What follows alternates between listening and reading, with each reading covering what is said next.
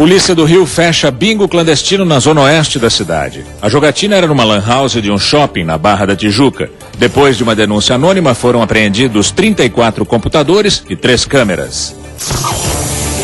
Também no Rio, a Justiça sequestrou os bens do deputado cassado Álvaro Lins, do PMDB. Lins foi chefe da Polícia Civil nos governos de Antony Garotinho e Rosinha Mateus e está preso em Bangu 3. Ele foi indiciado pela Polícia Federal por formação de quadrilha, corrupção passiva e lavagem de dinheiro. Também é acusado de usar a estrutura da Polícia Civil do Rio de Janeiro para cometer os crimes. Criminosos usam caminhão com 2 carros para traficar 10 quilos de pasta base de cocaína. A carreta atravessou 5 estados brasileiros, do Acre até Belo Horizonte, onde foi apreendida. 3 pessoas foram presas. 3 homens foram presos por estelionato em Pernambuco.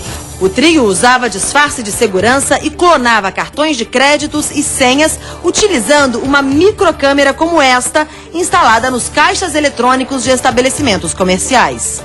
O garoto de 12 anos que foi preso pela 10ª vez com um carro roubado em São Paulo pode ir para outro estado. O juiz não encontra colégio interno para ele.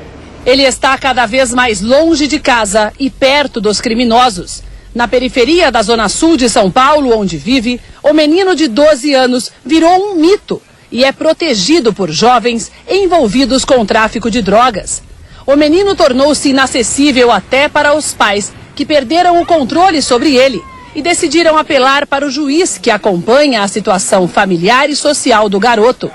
A ideia é internar o menino num colégio até fora de São Paulo. A partir da vaga oferecida, fazer o trabalho de convencimento do menino, mostrando para ele que também tem coisas boas, né? Que a vida não é só essa que ele leva, mas que existe uma outra. Nada de colégio interno, tampouco mudança para outro estado. Os promotores que conhecem o histórico do menino e a ficha dele, que inclui várias infrações, garantem que é hora dele ser punido pelos erros que cometeu. Me parece muito mais salutar no atual quadro, no atual estágio, que ele permanecesse em São Paulo e pudéssemos nós puni-lo por aquilo que ele efetivamente praticou após os 12 anos de idade. Sobre as infrações cometidas pelo menino, o Ministério Público já ouviu várias testemunhas. O próprio adolescente foi chamado para depor na semana passada, depois de ser pego em mais um carro roubado. Mas ele não apareceu. A polícia investiga se a máfia chinesa está envolvida na extorsão de um empresário em São Paulo.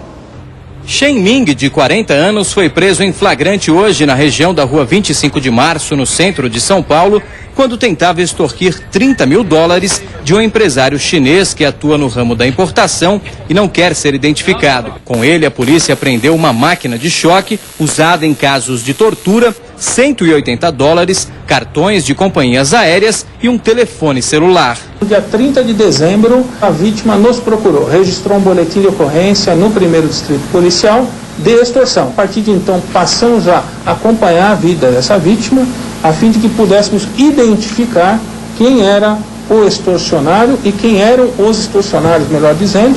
Isso efetivamente aconteceu hoje. Os casos de extorsão são comuns no centro de São Paulo. A polícia agora vai investigar se existe alguma ligação com a máfia chinesa, uma organização criminosa que também atua no Brasil.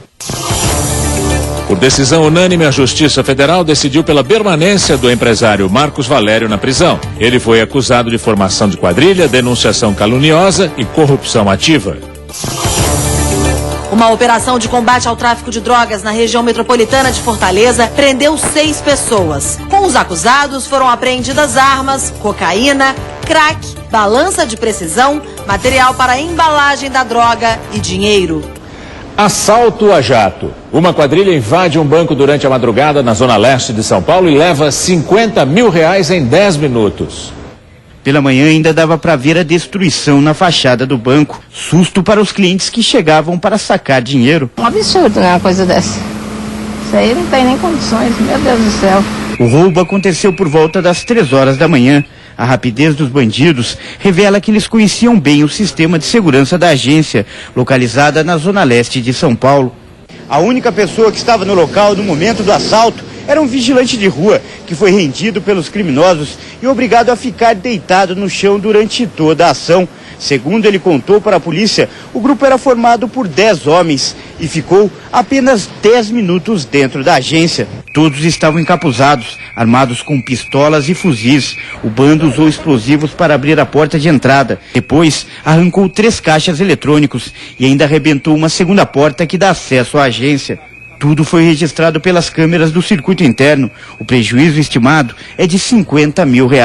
O caso foi registrado no 10º Distrito Policial da capital. A dependência do jogo. Cerca de 7 milhões de brasileiros são jogadores compulsivos. A maior parte é viciada em caça-níqueis e precisa de tratamento psicológico para se recuperar. Este senhor de 53 anos passou parte da vida jogando dinheiro fora com jogos de azar. Recebi o pagamento, falava assim, hoje eu não vou jogar porque o dinheiro que eu tenho dá exatamente para pagar minhas contas, pagar minhas dívidas, fazer a despesa do mês, né? Isso 3 horas da tarde. Era 8 horas da noite, eu não tinha um centavo no bolso. Este outro, além de perder dinheiro, quase perdeu a vida por causa dos caça-níqueis. Eu tentei o suicídio. Não é que eu pensei em me matar, eu tentei o suicídio. É que a quantidade de medicamento que eu tomei não me matou. Cerca de metade de todas as máquinas caça-níqueis do país estão em São Paulo, principalmente na periferia. Este bar na zona norte da cidade tem 2 e jogadores não faltam. Um levantamento revela que no Brasil podem existir até 7 milhões de jogadores compulsivos. A maior parte é viciada em videopôquer, videobingo e caça-níqueis. Segundo especialistas, as máquinas têm um poder de dependência bem maior que outros jogos de azar.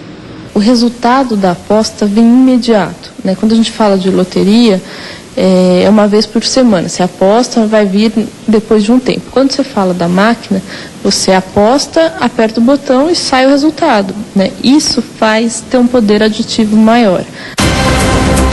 Uma mulher deu à luz quadrigêmeos no hospital de Porto Alegre. O parto aconteceu no 7º mês de gravidez. Os meninos passam bem, mas vão ficar na UTI até ganhar peso.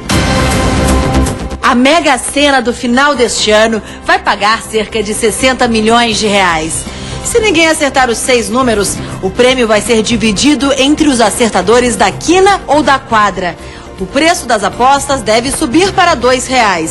E para atrair os jovens, a Caixa Econômica pretende liberar as apostas pela internet.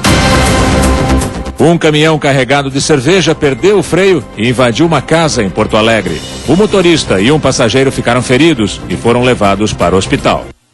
A guerra na faixa de Gaza entra no 18º dia. Os bombardeios estão ficando mais fortes. Hoje, Israel acusou a Jordânia de atacar suas tropas na fronteira. Israel diz que os ataques deixaram israelenses feridos e culpa a Jordânia. No país vizinho, a maioria da população tem origem palestina, mas o governo jordaniano negou qualquer ataque. O país assinou um tratado de paz com Israel em 1994. Na faixa de Gaza, o barulho das bombas e metralhadoras ecoou durante toda a madrugada e no começo do dia. As 3 horas de trégua foram respeitadas para ajuda humanitária. Logo depois, a guerra recomeçou. Israel atingiu mais de 60 alvos. O presidente da Autoridade Palestina, Mahmoud Abbas, acusa Israel de querer aniquilar o povo palestino. Não há lugar seguro para os civis na faixa de Gaza. Mais de 900 já morreram e mais de 4.000 se feriram com os ataques terrestres e aéreos de Israel.